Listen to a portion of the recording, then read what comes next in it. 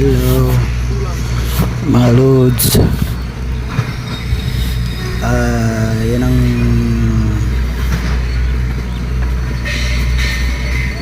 i-erect sila dyan na yung operator.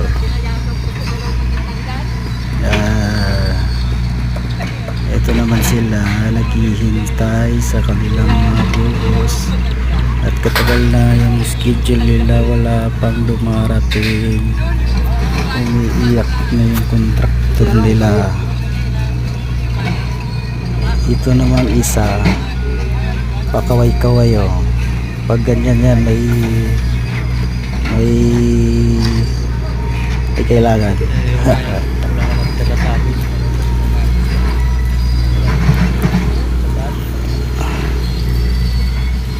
Ayun guys, matagal na yung nakaprepare yung trabaho nila, pundasyon.